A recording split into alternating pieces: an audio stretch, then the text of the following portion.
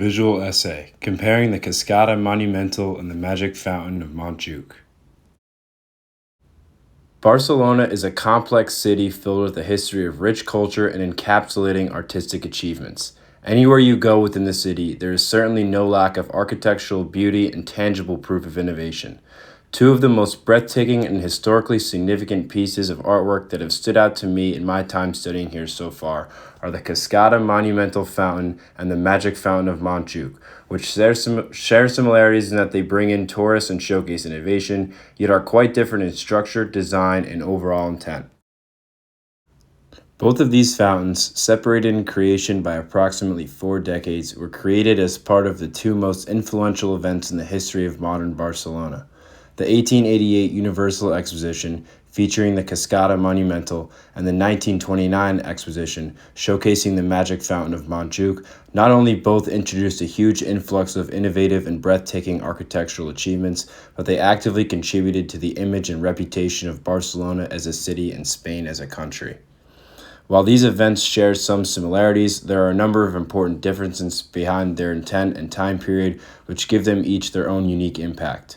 This impact and identity is encapsulated by both of these different fountains, which are an important part of Barcelona's tourism economy even in the modern day today.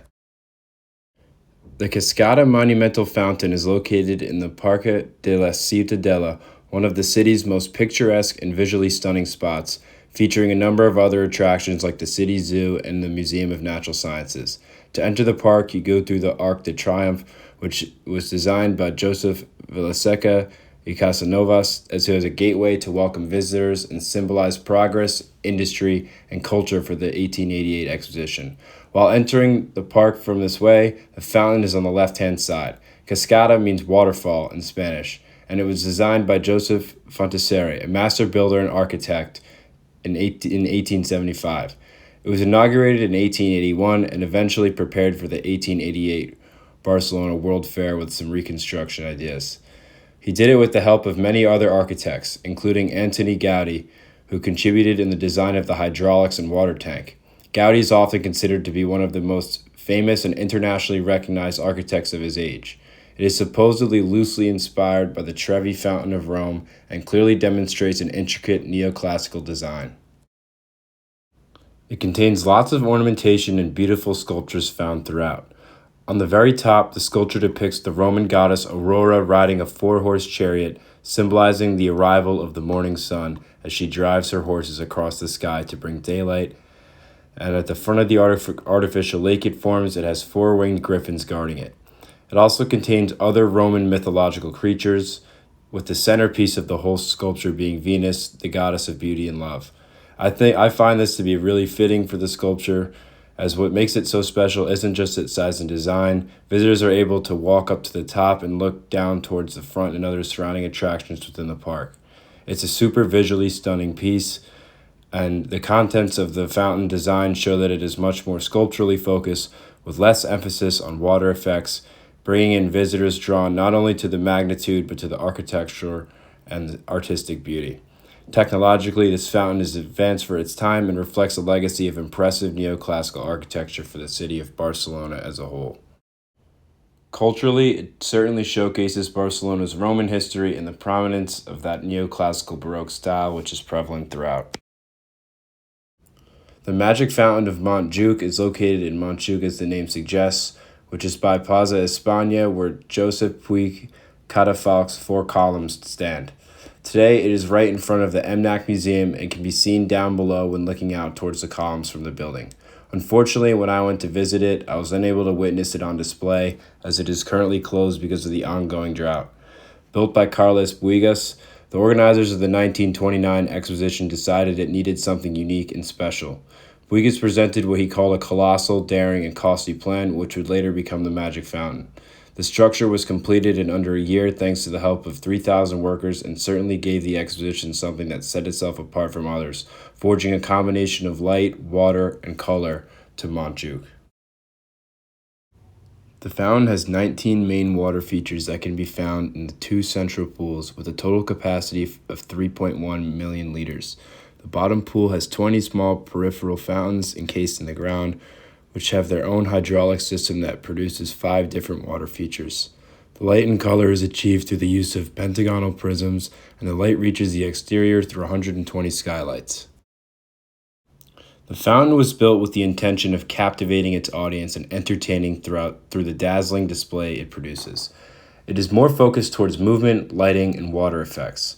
The most important element going into the observation of the fountain itself is the synchronization of these 3 elements.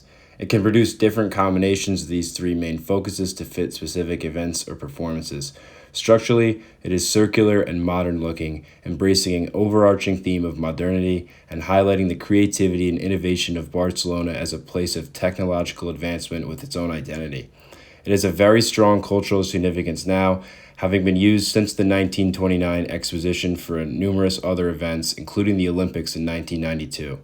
The way the fountain works, with the lights and the water display, also show how Barcelona is a city with an identity of festivity and liveliness. The design and qualities of each fountain are certainly different, and it's important to take into consideration the circumstances surrounding the creation of each. To do so, we must re-examine the 1888 and 1929 expositions that the city hosted. The 1888 Universal Exposition was set following the previous political and economic turmoil of the 19th century and held to show Spain's emerging industrial strength. Spain in the late 19th century was undergoing rapid industrialization, and the Catalonian region, especially Barcelona, was a hub of economic activity. It primarily aimed to re-establish Spain's international prestige and foster a sense of national unity and pride. A total of 22 countries were in attendance, with millions of visitors coming to witness the innovation in architecture. Another important component of the historical context of this exposition is the emergence of Catalan Modernisme, which is an artistic movement closely tied to Catalan nationalism and reflects the desire to assert a unique Catalan identity separate from the rest of Spain. Key to this movement were figures like Antoni Gaudí, who helped build the Cascada fountain as a young student, and who used rich ornamentation and mythological figures in his later works, like the ones present in the fountain.